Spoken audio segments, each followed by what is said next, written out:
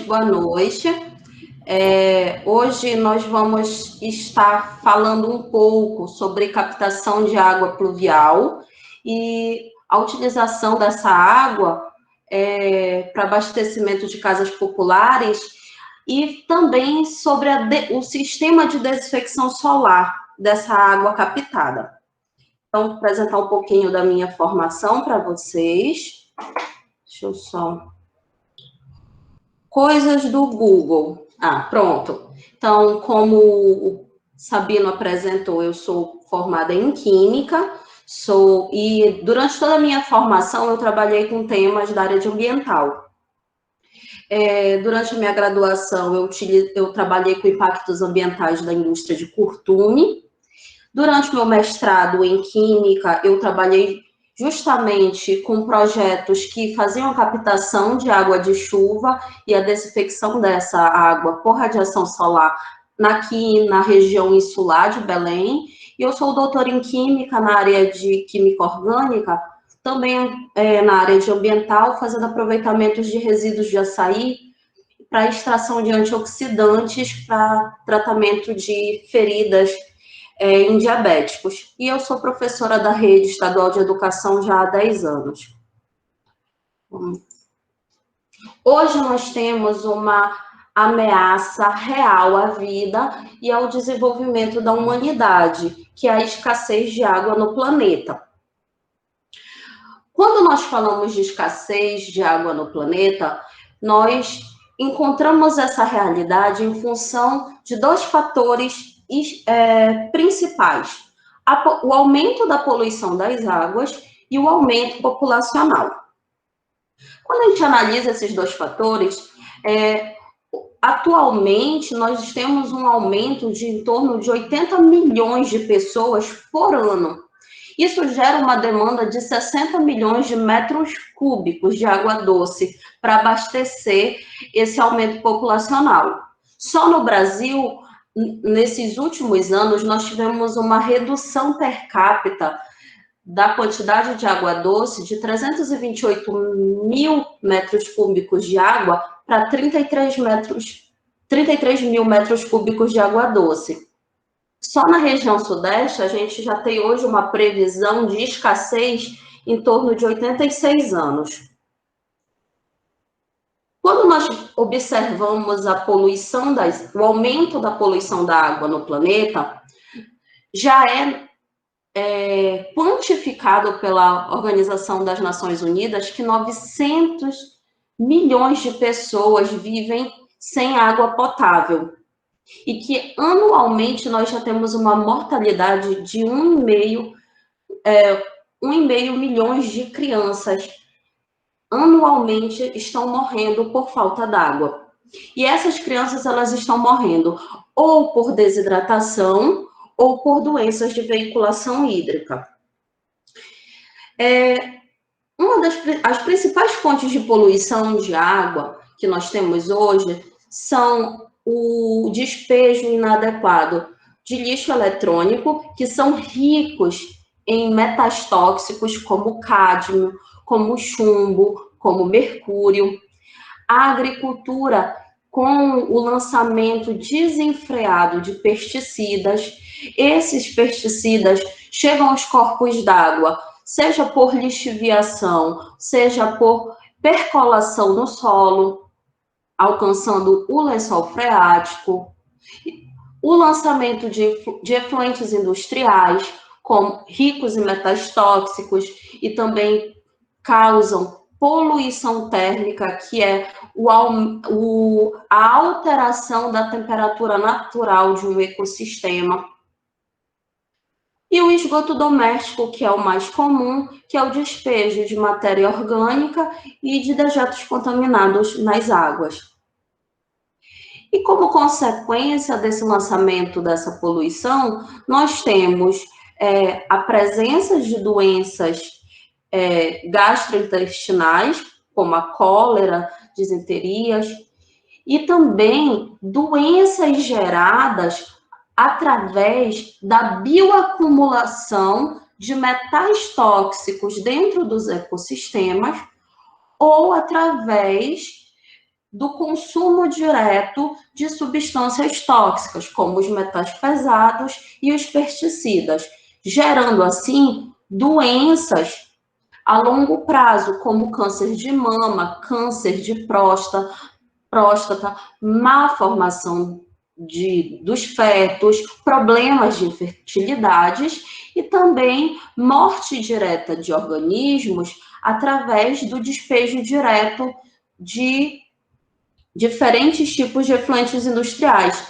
Se nós formos observar aqui nesse canto, nós temos morte de alguns patos, né? Esses animais, muitas vezes, são mortos por causa, por exemplo, despejo de óleo diretamente dentro de um organismo, então, dentro de um corpo d'água. Então, esse ser vivo, ele não tem o seu ecossistema natural para ele viver e se desenvolver, e acaba morrendo por uma série de consequências. Então, frente a essa escassez de água que nós enfrentamos no planeta, inclusive na Amazônia, uma alternativa que nós temos é a captação de águas fluviais, ou seja, água de chuva, e associado a um sistema de desinfecção. E um recurso sustentável que nós temos de desinfecção é a radiação solar.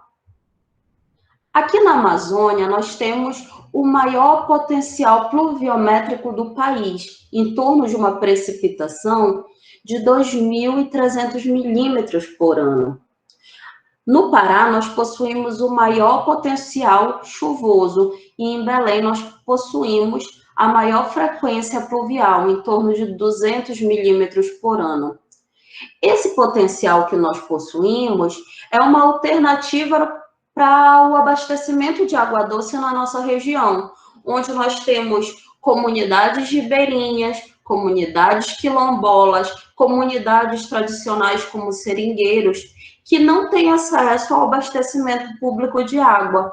E isso obriga essas comunidades, por estarem numa região de difícil acesso, muitas vezes consumir água diretamente dos rios, ou quando elas estão numa região que tem um acesso melhor a uma zona urbana, se deslocar para adquirir água potável.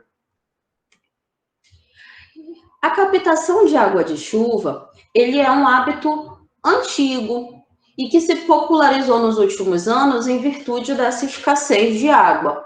É uma fonte sustentável e ela é ideal para uso doméstico em regiões sem abastecimento público de água. Então, algumas regiões africanas, países como a Namíbia, a Irlanda, que está na Europa, que tem um alto índice pluviométrico, a França, a Coreia do Sul e os Estados Unidos já têm iniciado seus estudos para realizar essa captação de água de chuva de maneira mais frequente, como alternativa de abastecimento de água doce.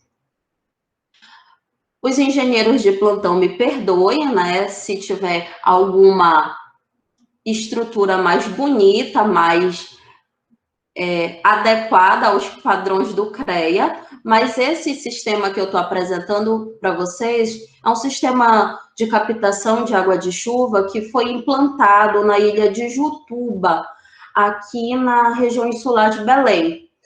Então, basicamente, um sistema de captação simples, ele é formado por 3 componentes. A superfície de captação, que pode ser um telhado, um sistema de transporte dessa água, que geralmente é uma calha, e um sistema de reservatório, que pode ser uma caixa d'água ou um outro recipiente que comporte o volume das águas. A água de chuva captada, ela é uma água que, devido à destilação natural, ela possui uma boa qualidade físico-química, mas que, dependendo do tipo de superfície de captação, ou seja, o tipo de telhado por onde essa água de chuva foi captada, pode influenciar na qualidade dessa água. Por quê? Os telhados, numa região qualquer, eles podem ter resíduos de poeira, insetos, dejetos de aves. Então, esses resíduos orgânicos e inorgânicos, eles podem levar junto com eles contaminantes, certos micro-organismos. E por causa da presença desses micro-organismos depositados sobre as superfícies de captação, faz com que haja a necessidade que a água de chuva seja submetida a um sistema de desinfecção. E o que vem ser uma desinfecção? Nada mais é que uma remoção de micro-organismos. Os principais sistemas de desinfecção são a desinfecção química, que a mais comum é a que utiliza o cloro, e a desinfecção física, que utiliza calor e radiação direta. A desinfecção química, ela apresenta dois percalços, ela pode apresentar duas dificuldades. A desinfecção química, quando você adiciona um agente de desinfecção sobre um corpo d'água que você vai utilizar para o abastecimento doméstico. O usuário pode adicionar quantidades superiores àquela necessária, então, correndo o risco de ocorrer uma intoxicação, por exemplo, quando ingerir aquela água, e também o custo de comprar esse material de maneira recorrente. A desinfecção física, por ela utilizar somente calor e radiação, ela é menos danosa, pois ela não gera esses subprodutos. E a desinfecção solar, onde ela entra nesse cenário? A desinfecção solar, ela é um sistema físico e é um sistema alternativo de desinfecção que utiliza a radiação solar como esse agente de eliminação de micro-organismos. Como é que ela funciona? Através da ação simultânea da radiação ultravioleta e da radiação infravermelho. É uma técnica de baixo custo, porque basicamente ela utiliza garrafas PETs pintadas de preto e o sol. Convido você a olhar essa imagem. O que nós temos aqui? Nós temos uma sequência de garrafas PETs que são incolores e a metade, porque a imagem é antiga, a metade dessas garrafas PETs, a lateral, está pintado de preto. Por quê? Justamente para ajudar na absorção da radiação solar. E essas garrafas PETs, elas estão cheias de água captadas da chuva. A desinfecção solar, também conhecida como método SODES, é uma desinfecção simples, útil para comunidades de baixa renda que não tem como investir num sistema de desinfecção mais arrojado, e ela já tem sido muito utilizada no México, na África e na Índia. E em Belém nós temos casos já há alguns anos, em torno de 12 anos, já em uso nas ilhas de Jutuba, Urubuoca e Ilha Nova. Acredito que todos da engenharia já tenham se deparado em algum momento com a faixa do espectro eletromagnético. E no espectro eletromagnético, nós temos uma faixa principal, que é a luz visível, que é aquela que é detectada pelos nossos olhos, e nós temos duas regiões adjacentes, diretamente adjacentes, que é a região do ultravioleta, que é uma região que tem um menor comprimento de onda, mas tem uma maior energia, uma maior frequência, uma maior energia, E nós temos a radiação infravermelho, que é uma radiação que tem um comprimento de onda maior, e uma energia menor. Esse espectro ele está intimamente ligado ao sistema SODES.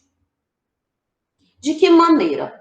A radiação de ultravioleta é uma radiação de alta energia e ela é capaz de produzir reações fotoquímicas nas proteínas e ácidos nucleicos dos micro-organismos presentes nos corpos d'água.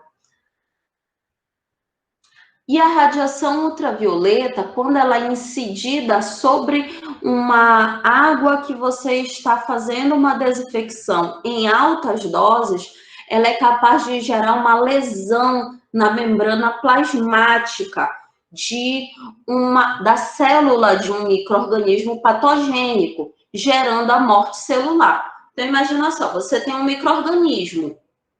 A partir do momento que o envoltório celular dele é danificado, essa célula morre.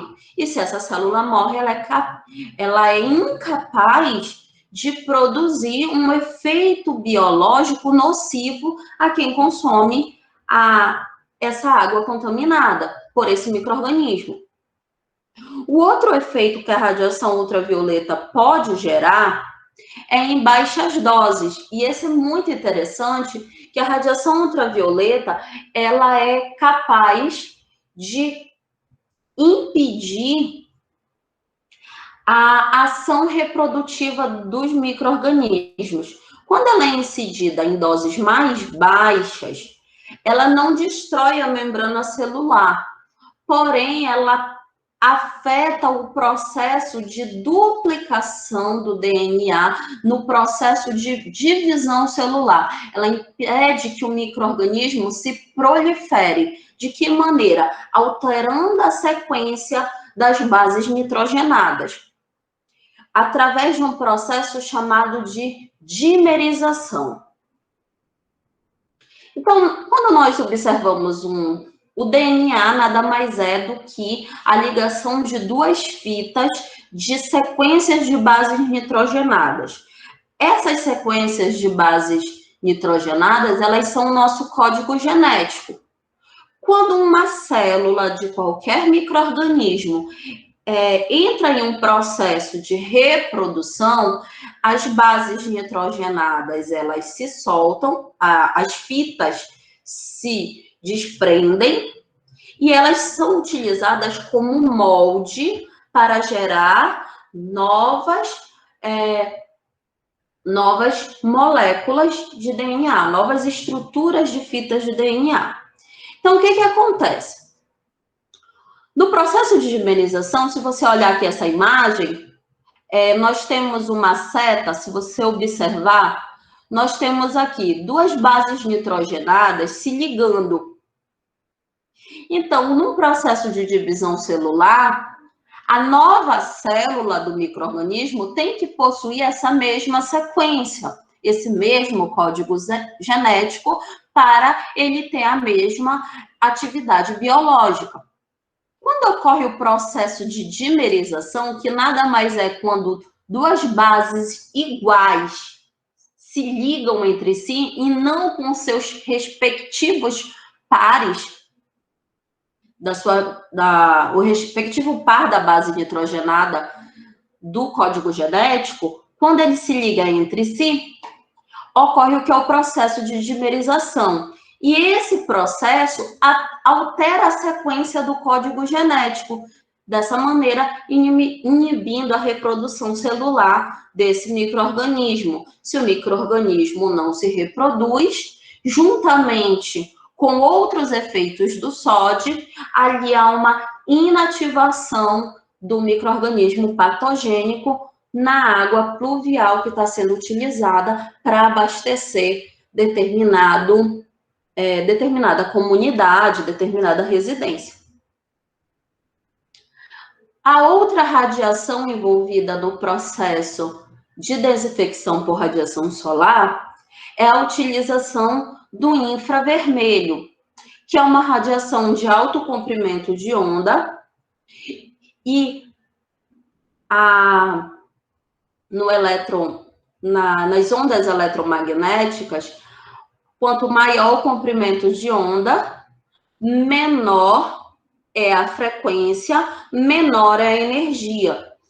A radiação de infravermelho, como ela possui um alto comprimento de onda, ela tem uma baixa energia, ela não é capaz de fazer alterações em nível molecular na estrutura do micro-organismo.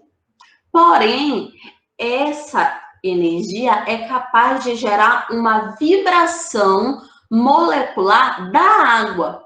E essa vibração molecular, quando a gente estuda lá em cinética química, e também quando se estuda termodinâmica na parte dos gases, quando maior a agitação molecular, maior é a temperatura de um sistema. Quando nós temos um aumento de temperatura no sistema, ocorre uma desinfecção por ação do calor naquele corpo d'água, naquela água que está sendo tratada. De que maneira ocorre? A maioria dos micro-organismos patogênicos presentes na água são micro-organismos encontrados no nosso trato intestinal, que tem uma temperatura média em torno de 36 graus dentro do nosso intestino, mais ou menos essa temperatura natural dos micro-organismos patogênicos. Quando eles são expostos a uma temperatura superior ao equilíbrio deles, eles também são inativados. Então, o método SODES, ele promove uma desinfecção por duas radiações, o ultravioleta e o infravermelho, e através de 3 mecanismos. 2, pela radiação ultravioleta, que gera destruição da parede celular em altas doses, dimerização das bases nitrogenadas das fitas de DNA, impedindo a reprodução quando eles são submetidos à radiação ultravioleta em doses mais baixas, e pelo aumento da vibração molecular da água, que gera um aumento de temperatura, matando os micro-organismos por desequilíbrio térmico. Então, o SODES, hoje, ele já é uma técnica alternativa recomendada pela Organização Mundial da Saúde. E já existem vários artigos que mostram a eficiência desse método em um nível de radiação assim, a partir de 2.000 quilojoules por metro quadrado em torno de 5 horas. Para nós termos uma noção, na nossa região equatorial aqui da Amazônia, a nossa radiação mínima é de 3.000 quilojoules, uma diferença de 1.000 quilojoules de intensidade. E nós podemos utilizar essa técnica também por nós possuirmos uma alta pluviosidade na nossa região. Então, isso se torna uma alternativa sustentável para o abastecimento, principalmente de pequenas comunidades desassistidas pelo poder público. Obrigada.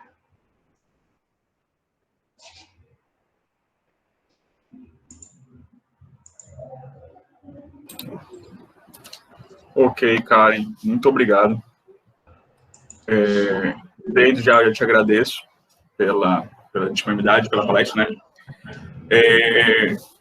É interessante que a gente vê um tema correlato à engenharia civil, mas que é muito influente naquilo que nós, como engenheiros, né? E aqui muitos dos nossos alunos estão e estarão inseridos, né? Por exemplo, quando a gente fala de um tema desse, a gente lembra muito de sustentabilidade, e sustentabilidade perpassa pelo conceito da sustentabilidade ambiental, econômica e social. Então, esse tema, trazendo para a engenharia civil, é um tema que pode despertar em muitos de nós também esse lado, né? Não sei qual é o futuro e não sei como cada um pretende apresentar a sua carreira acadêmica ou sua carreira profissional. Porém, nós, como da construção civil, né, somos chamados a estar inserido e levar esse conhecimento a toda e qualquer área que a gente possa atuar. Então, a apresentação de hoje, ela trouxe para essa ampliação, né? E aí eu te agradeço também, porque, no caso, fez com que a gente lembrasse de muitos conceitos do nosso ensino médio, né? E são coisas que parecem até que a gente poderia deixar para trás, mas não, que são coisas que nós, como engenheiros, né, volto a reafirmar, temos que ser engenhosos, né? E devemos trazer aqui para todos os nossos projetos. Pois bem, a primeira pergunta, Karen, que apareceu aqui no nosso chat, é da professora Rafaela Silveira, nossa professora da área de geotecnia, né? Inclusive, se ela quiser também fazer algum comentário, eu vou ler a pergunta dela e fica aberto para ela, caso ela queira fazer algum comentário. A professora Rafaela diz assim: a escassez de água na Amazônia se dá mais pela falta de infraestrutura de tratamento / abastecimento ou tem outros motivos? Depende da região, né, professora Rafaela, né? Boa noite. Depende da região. Por exemplo, as regiões ribeirinhas, elas se encontram alocadas em solos de várzea e igapó. Esses solos, eles sofrem inundações constantes. E essas comunidades, elas muitas vezes constroem as suas fossas, né? Elas despejam seus dejetos domésticos nos quintais das suas casas. Então, é muito complicado você construir até um poço caipira para abastecimento daquela casa, porque ele pode sofrer uma contaminação, porque eles estão numa região alagada. Agora, se nós pensarmos em uma outra comunidade, numa região isolada, com um bom solo, é falta de investimento em estrutura, tanto de estrutura de abastecimento, sistemas de captação mais robustos, quanto sistemas de tratamento. Então, depende de onde essas comunidades mais pobres elas estão alocadas. Um dos grandes problemas, por exemplo, para as comunidades ribeirinhas é justamente o tipo de solo onde elas estão alocadas, que são regiões de inundação.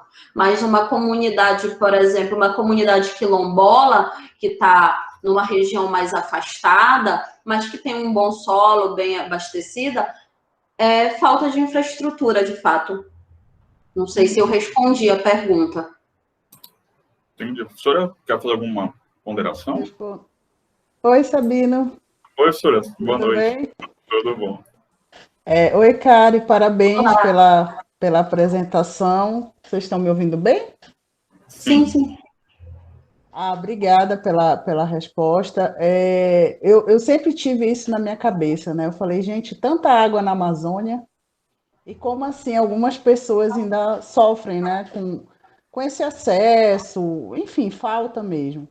E aí eu tenho até um dado interessante. Tem um aluno de doutorado aí do PPGEC, aí da UFPA, ele ainda não concluiu o doutorado, mas é justamente um pouco nessa área, né? Ele está fazendo uma comparação em relação à escassez de água na Amazônia e numa parte do Nordeste, no sertão, né? Então, ele quer chegar a uma resposta assim: quem é que sofre com mais escassez? É quem está no sertão, e no caso, a gente sabe que por si só, em termos de volume de água, é bem menor do que na Amazônia, porém, eles têm uma infraestrutura melhor, por incrível que pareça, né? E comparando com a Amazônia, que a extensão territorial é muito maior, né? Tem muita água, porém, a parte de infraestrutura, abastecimento de água já é bem mais complicado. Então, ele está usando, ele vai criar um indicador, né, um indicador de sustentabilidade, escassez de água. Ele deve estar defendendo o doutorado dele, não vou dar spoiler, não, mas ele deve estar defendendo o doutorado dele agora, maio, né? Então, achei interessante compartilhar essa ideia, porque, assim, a priori, a gente fala que onde tem mais escassez é no Nordeste. Se alguém viesse me perguntar, eu ia dizer, é no sertão. Mas ele tá assim, o negócio foi apertado, sabe? Essa disputa não foi tão fácil, não. Eu ainda não sei qual foi a resposta, mas não foi algo. Foi muito próximo, né? O resultado foi muito próximo uma região com a outra. Então é isso. Obrigada aí, mais uma Obrigado vez. também, professora. Só uma observação, se nós formos olhar para a região de mineração, aquelas comunidades que estão ao entorno, elas recebem toda essa contaminação dessa prática industrial. Mas se nós formos olhar a nossa legislação de tratamento de água, ela não traz muitos parâmetros como contaminantes de metais pesados e também de contaminantes orgânicos. Eu não sei como é em Marabá, mas aqui em Belém, a maioria das casas que recebem abastecimento público de água, as águas chegam laranjadas, que são ricas em ferros. Então, imagina que o sistema de tratamento de água do Brasil como um todo não está removendo ferro, que é algo nítido que você consegue perceber. Imagine metais pesados que causam intoxicação em baixa quantidade. E contaminantes orgânicos que atuam simulando hormônios dentro do nosso corpo em quantidades mais baixas ainda. Então, é um problema de infraestrutura de tratamento de água absurdo. E que nós, estando na Amazônia, tendo esse volume tão grande de água superficial, subterrânea e pluvial, estamos consumindo água inadequada. É uma coisa muito importante a se pensar de maneira interdisciplinar. Karen, tu ias falando, só eu lembrando da professora Tula. Para quem conhece a professora Tula, ela é geóloga, né? E é uma das críticas dela, né, também, quanto a essa situação, principalmente por a gente estar numa região de muita mineração, né? Pois bem, Karen, tem algumas perguntas aqui que são próximas. Então eu vou acabar fazendo 3 perguntas juntas, né? Porém as 3, acredito que você pode estar respondendo. A primeira também é da professora Mila, né? A professora Mila é da área, né? Então ela pergunta assim: pode explicar um pouco mais sobre a estrutura desse sistema? Qual o caminho que a água percorreria entre ser captada e estar disponível para uso pela comunidade? A segunda pergunta seria do Andrécio. Seria assim: como determinar a área das garrafas PET pintadas de preto para desinfecção adequada a uma residência padrão? E aí, a outra pergunta que é próxima também é da própria professora Rafaela também, dizendo o seguinte: com quanto tempo de exposição as garrafas são capazes para minimizar os agentes patogênicos? Então, meio que é um pouco mais da informação sobre o sistema. Isso. Tá, vamos lá. Primeiro, o caminho, né? Basicamente, o caminho é formado. A água de chuva, ela cai sobre um telhado, ou de uma residência, ou um telhado preparado para essa captação.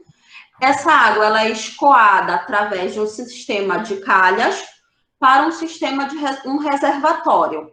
Nesse reservatório, ele deve ter um extravasor, como uma torneira, para que a comunidade possa abastecer as suas garrafas PET. Aí foi perguntado sobre a área da garrafa PET. 50%. Metade, a lateral daquela garrafa PET, que é o que é recomendado pela Organização Mundial da Saúde, a metade da garrafa PET na sua lateral. Então, deixa eu pegar aqui, tem uma garrafa? Vamos lá. Pegando aqui uma garrafa, tá dando para todo mundo ver? Sim? Não. Então, a garrafa na vertical, você vai pegar 50% da lateral e pintar de preto. Essa garrafa, ela vai ser colocada na horizontal, com a parte de preta pintada para baixo. Por quê? Uma parte, ela tem que ser a área onde vai ser lançada a radiação. Então, ela tem que ser exposta numa região onde tenha recebimento da radiação solar. E a parte, por que a metade pintada de preta? Para que haja a absorção, o aumento da absorção dessa radiação. Porque nós sabemos que a coloração preta, ela absorve todos os comprimentos de onda. Isso já é ensinado lá no eletromagnetismo, lá no terceiro ano, né? Espero, né? Se não foi falado, estamos falando agora, que hoje a educação pública está passando por uma crise já há alguns anos. E o tempo, né? Foi uma das perguntas quando a questão do tempo de exposição. Bom, o tempo recomendado é em torno de 5 horas, numa radiação em torno de 2.000 quilojoules. Na Amazônia, a radiação mínima na região tropical já é de 3.000 quilojoules. O recomendado na Organização Mundial da Saúde é em torno de 5 horas. Então, nós expondo as garrafas numa região em torno de 5 horas para o nível de radiação solar que nós temos, já é suficiente para desinfecção. Logicamente que o usuário, ele precisa sempre higienizar a sua garrafa, né, com água, com sabão. Não pode deixar ali criando limo e criando um sistema de captação de micro-organismos, de depósito de micro-organismos. Um dos grandes problemas que a maioria dos artigos encontram hoje em comunidades que utilizam sódios é que certos usuários não fazem a higienização das garrafas. E aí isso acaba fazendo que a garrafa se torne um depósito de micro-organismos. Tem mais alguma? Faltou alguma outra pergunta? Acredito que dentro desse sentido, não, né? Alguém perguntou quanto era o abastecimento de uma casa. Sim, perdão, exatamente. Qual seria o caminho, né, para ser captada, estar disponível para os... Isso, exatamente. Não, do caminho eu já respondi, falta quanto para o abastecimento em uma residência. Isso vai depender. Porque, assim, o primeiro passo que precisa se avaliar é a qualidade, a água de chuva em caráter físico-químico, né? Ela é uma água de boa qualidade, ela pode ser utilizada diretamente para usos menos nobres dentro de uma residência. Descargas,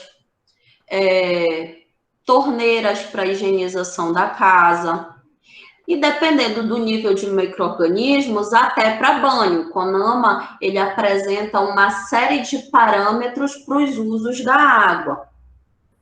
Para consumo, ingestão direta, aí há a necessidade de se calcular a quantidade de pessoas que tem na casa, né? Cada pessoa é recomendado em torno de 2 litros a 3 litros. Então, você precisa calcular quantas pessoas tem na casa para que haja aquele... Se tem 4 pessoas, diariamente, precisaria de 4 garrafas para ingestão direta.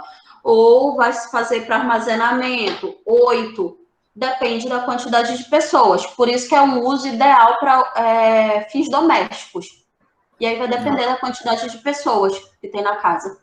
Não sei se eu respondi. Esse uso também pode ser calculado como bons engenheiros, né? Podemos calcular ele ainda nas nossas instalações, aquilo que a gente aprende em instalações hidráulicas, né? Hidrossanitárias, né? Na matéria e tal. E aí a gente só pode compatibilizar, né? Bom, a próxima pergunta é do Romerito Silveira. Ele pergunta assim: você possui algum curso, de preferência gratuito, para nos indicar para que tenha interesse? Posso, dessa forma, se aprofundar um pouco mais desse assunto, principalmente voltado à construção civil? Aí colocou até uma observação online, né? Olha, para construção civil, como é que eu posso dizer? Eu desconheço algum curso, porque são parte bem mais específica, né? Um curso voltado para engenharia civil, além das próprias pós-graduações da universidade. Mas nada que a gente não possa pensar, né? Mais à frente. Quanto ao sistema, cara, como um todo, tem algum curso? Quanto ao sistema sólido, tem algum curso? Ou então um curso ou material, isso, que a gente possa... Sim, tem vários artigos científicos. Se você colocar SODES no Google escolar, tem vários trabalhos que já estão disponíveis. Tem a minha própria dissertação, que está na biblioteca da universidade. Se alguém quiser, eu posso disponibilizar depois. A própria Organização Mundial da Saúde tem algumas recomendações. Agora, curso... me foge algum, não sei atualmente, né, se tem algum frente agora o coronavírus, mas a literatura ela já está abundante nessa técnica. O uso da técnica em si, no nosso país, que tem sido pouco utilizado, mas a técnica já é muito conhecida em outros países em desenvolvimento que já estão aplicando. Entendo. Mas a gente pode pensar num curso, não tem problema. Mandem suas demandas, nada que a gente não possa pensar junto. Exato, né? E aí é interessante que a gente tem um projeto da empresa Júnior, da Engenharia Civil, né? Da Emproject, que trabalhava com algo mais ou menos nesse sentido, entendeu? Era captação de água de chuva, né? Em algumas casas populares. E é interessante, talvez, pensar nisso também, né? Como eu disse, no lado social da situação. Porque é muito comum que ocorra o quê? A captação da água de chuva para usos não nobres. Para lavagem de espaços, para usos em descarga, até para banho, para lavagem de roupa. Tem muitos trabalhos que já utilizam esse sistema para fins não nobres, para regar jardins, mas para consumo humano precisa ser associado a um sistema de desinfecção, para que haja a redução do micro-organismo. Porque principalmente na Amazônia, nós temos um baixo nível de poluição atmosférica. E por nós possuirmos esse baixo nível de poluição atmosférica, a nossa água ela não é uma água considerada uma chuva ácida. Então, ela pode ser consumida por possuir parâmetros físico-químicos compatíveis com a água potável, ocorrendo um ajuste ou outro, mas para consumo potável é necessário que haja um sistema de desinfecção. Por isso, uma alternativa ao sistema SODES. Legal. Olha, os meninos, meninas, né, que forem fazer uma pós-graduação, um projetinho aí, ó, na frente, né, pensar uma cobertura com esse tipo de desinfecção, né. A próxima pergunta, Karen, da professora Mila também. Ela pergunta assim: o sistema já foi implementado em alguma comunidade amazônica? Sim. Aqui na região de Belém, nós já temos na ilha de Jutuba, na ilha de Uruboca, na Ilha Nova, no Combu. Eu já li alguns artigos de um grupo de pesquisa.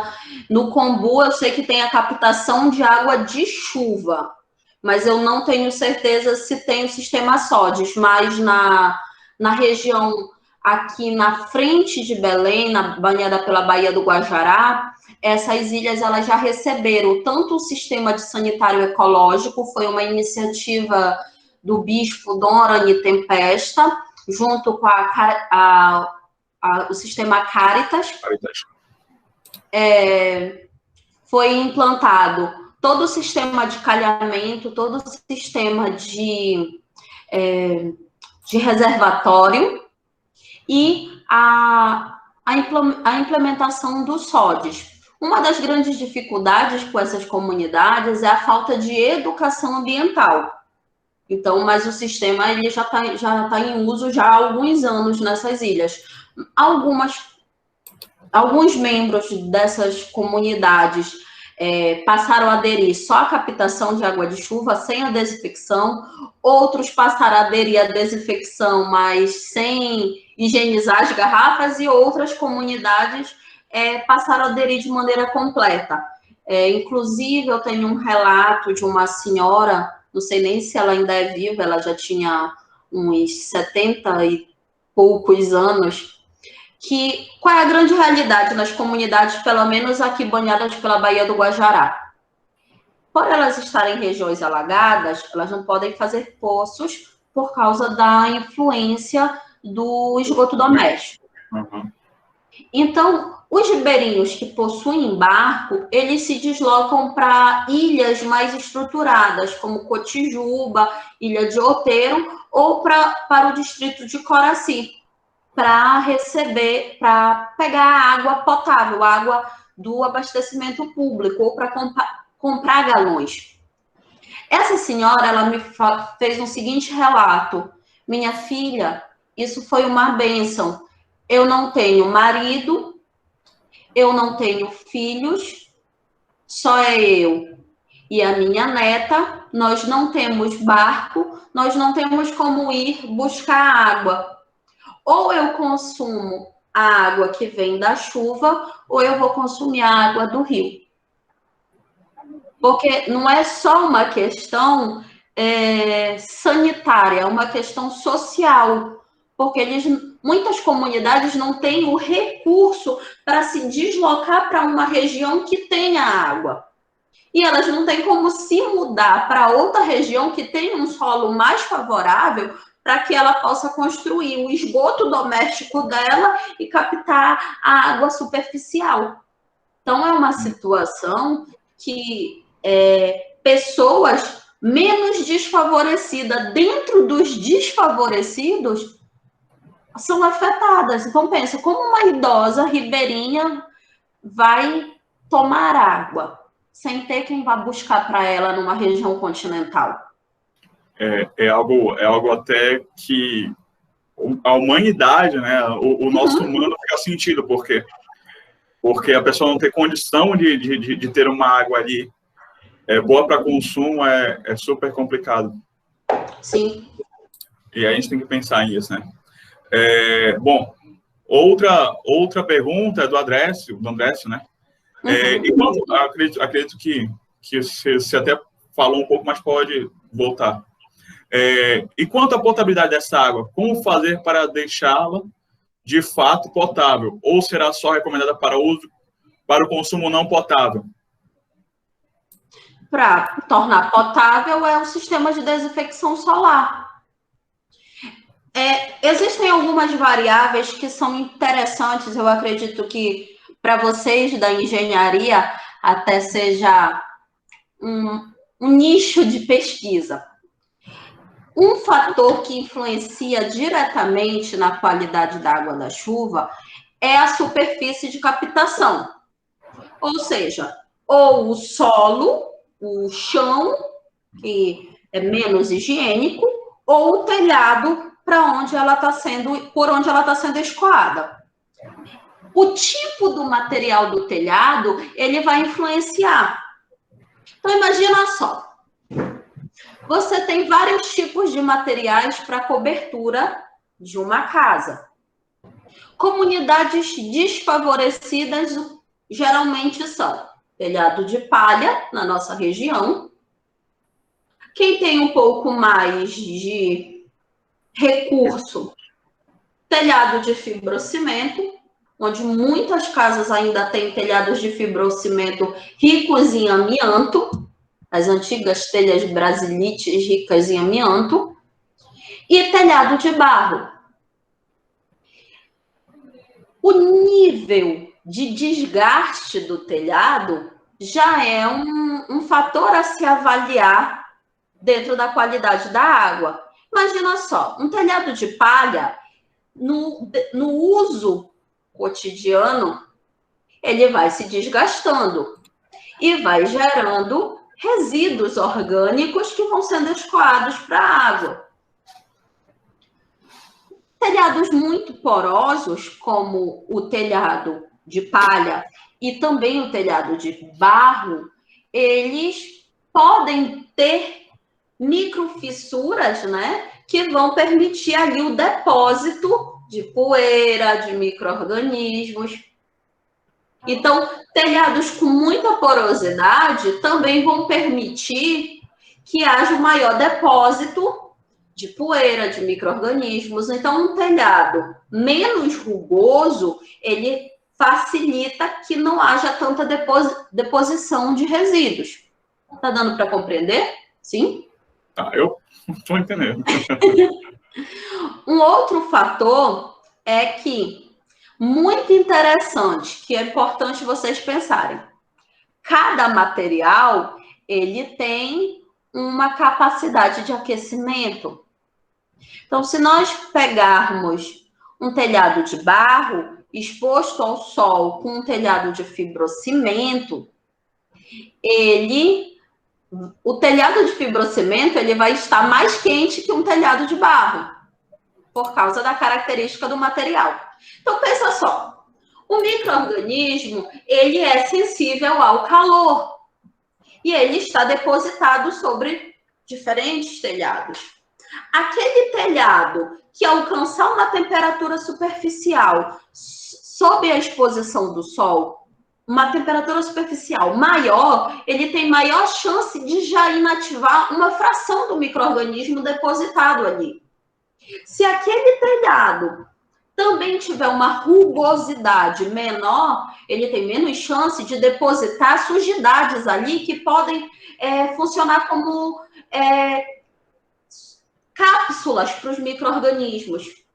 Então, o tipo de telhado que é implementado numa comunidade, numa casa, também vai influenciar na qualidade da água. Se você submete a um telhado de madeira, um telhado de palha, ou um telhado com qualquer material ecológico que seja, mas que tem um desgaste muito contínuo, esse material, esse desgaste vai para onde? Justamente ele vai ser desviado com a água. E se esse material tem muita rugosidade, ele vai depositar muitos micro-organismos, muitas sujidades, que quando chover vai levar para a água. Então, é importante pensar o tipo de telhado que tem um alto aquecimento superficial e que tenha também uma menor quantidade de rugosidade, porque isso já faz com que a qualidade da água captada tenha uma menor porção de contaminantes inorgânicos e microbiológicos. E aí uma coisa interessante, que é possível adaptar, por exemplo, nesse sistema de captação de água de chuva, algum sistema de filtro, para que haja uma diminuição, por exemplo, da cor, da turbidez dessa água. Porque águas com uma alta turbidez quer dizer que ela tem muitos sólidos suspensos ali. Se ela tem sólidos suspensos, há uma probabilidade que o micro-organismo esteja onde? Acoplado a esse sólido suspenso. Se tu já faz uma redução desse nível de sólidos suspensos nessa água, através de um filtro simples, um filtro com carvão, ou até os filtros tradicionais, clássicos, com diferentes níveis de solo, tu já faz uma redução nessa turbidez dessa água, melhorando o parâmetro físico-químico e, consequentemente, melhorando a limpidez dessa água. Uma água também mais límpida, ela permite a maior penetração da luz e logo fazendo a desinfecção do micro-organismo. Respondendo à pergunta de que eu esqueci o nome da pessoa que fez, como tornar a água potável? A água, ela captada a água de chuva captada, ela é uma água não potável, por causa dessas influências desses resíduos que podem ser encontrados na superfície de captação. Para isso, tu associas um sistema de desinfecção, que pode ser alguns que eu citei, e vi alguns comentários sobre alguns outros sistemas de desinfecção no chat. Existem vários sistemas de desinfecção. Cloro, a ozonólise, como eu vi alguém comentar, existe a radiação direta, existem outros agentes de desinfecção além do cloro. E uma alternativa sustentável para comunidades pobres que não têm recursos financeiros e nem acesso a tecnologias mais robustas, uma opção é o método SODES para uso doméstico, que é expor essa água à radiação solar. Isso faz com que essa água se torne potável, né? Diminuir a quantidade de micro-organismos.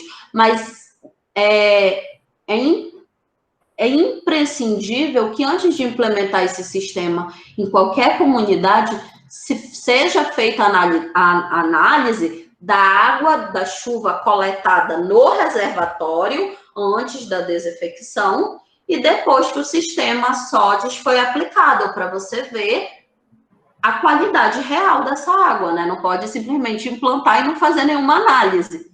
Sim, sim, sim.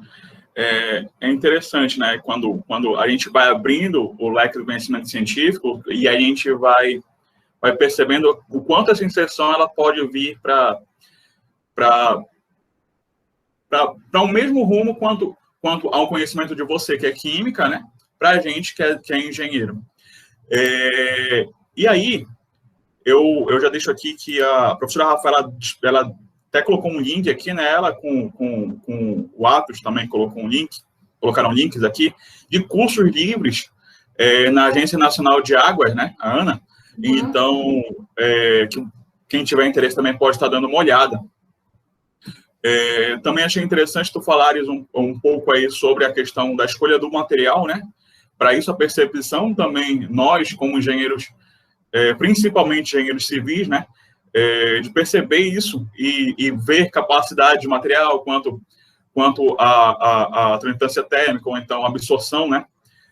Térmica e tudo mais. E aí, a aluna, Cindy Ferreira, ela pergunta o seguinte, Karen: as condições dos telhados afetam na qualidade da água. Existem alguns lugares que não possuem uma boa condição, onde entre eles estão os telhados de amianto, por exemplo, as casas antigas, sendo abraçadas por programas para a implementação desse sistema. Como essa água coletada nesses telhados podem ter efeitos a longo prazo para a saúde humana? Foi um pouco sobre o que tu falaste, mas também vem a questão do uso do telhado antigo, principalmente de amianto, né? Eu estou vendo aqui a pergunta, deixa eu ler aqui com calma.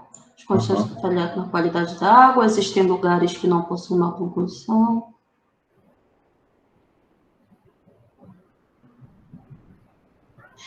Pelo que eu entendi, como a água coletada diretamente do telhado com amianto. Isso. Todos os riscos que o amianto gera, né? O ideal que seja fornecido a implementação do sistema em locais que não tenham esses telhados com componentes tóxicos, né? Que já conhecido os riscos do amianto por vários problemas, inclusive câncer, né? Então, não é recomendada a utilização da água de chuva para o consumo humano em telhas de amianto, justamente por esse desgaste do material natural e pela lixiviação do contaminante. Porque existem vários contaminantes orgânicos e inorgânicos que, em baixas concentrações, eles vão se bioacumulando dentro do nosso organismo, chegando ao ponto, a longo prazo, de desenvolver desde distúrbios neurológicos a câncer em diversos órgãos. Entendi. Por isso que não é recomendado. Por isso que é importante, né, o levantamento e as condições que vai ser implementado o sistema, né? Sim. É o ideal colocar um outro sistema, nem que seja pequeno, né? Fazer um pequeno telhado de giral, né? Como fala no interior, um pequeno telhado de giral para captar essa água do que utilizar a captação direto da casa. Isso, exatamente.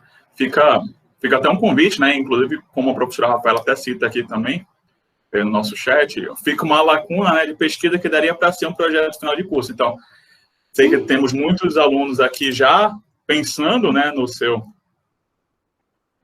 seu projeto final de curso, então... Comparar níveis comparar telhados, comparar volume de água por cada tipo de telhado, comparar a qualidade físico-química, comparar a qualidade microbiológica, escolhendo um telhado, captar água de chuva, ver a qualidade após a captação e em um segundo momento após a desinfecção, comparar qualidades em diferentes telhados, comparar volume de água em diferentes momentos do ano, avaliar a sazonalidade, se essa sazonalidade ela vai influenciar ou não na qualidade, ter uma vasta abrangência. Agora, uma coisa que eu saliento é, se você for implementar, fazer esse estudo em uma comunidade tradicional, uma comunidade pobre, é imprescindível para o sucesso desse trabalho que haja um longo caminho de educação ambiental.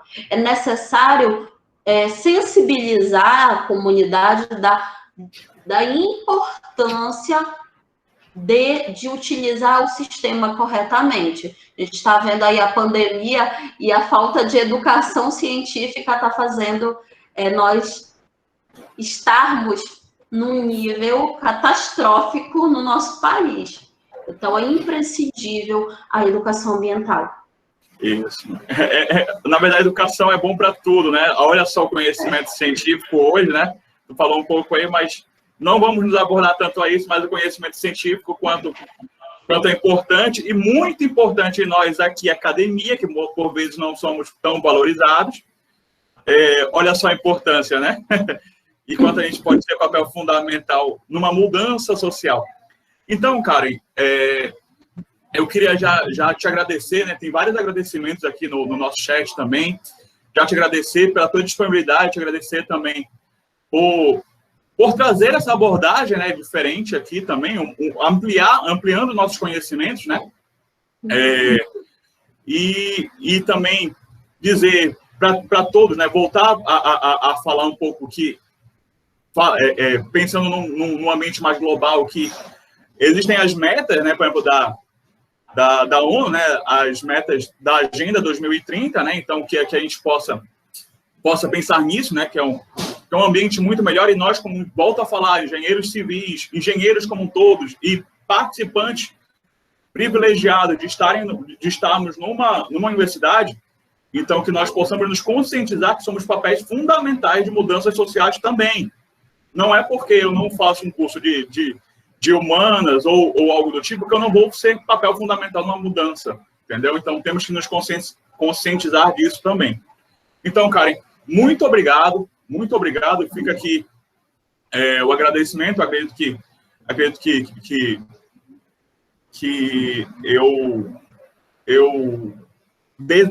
aqui como universidade, né, como FAEG, como Faculdade de Engenharia Civil, estou muito lisonjeado de poder ter você aqui.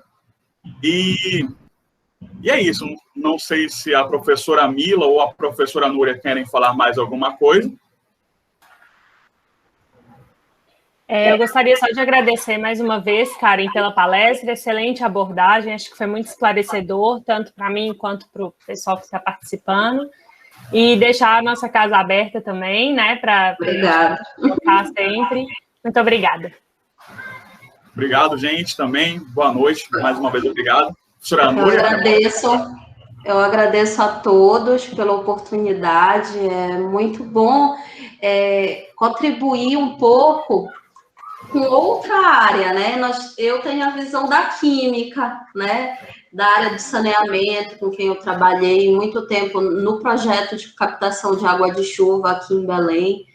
Mas é muito interessante ver como todas as áreas elas podem ter a sua contribuição, né? E eu já me ponho à disposição do meu e-mail, qualquer dúvida, estamos aqui, então fiquem à vontade, tá bom? E eu já agradeço muito a oportunidade.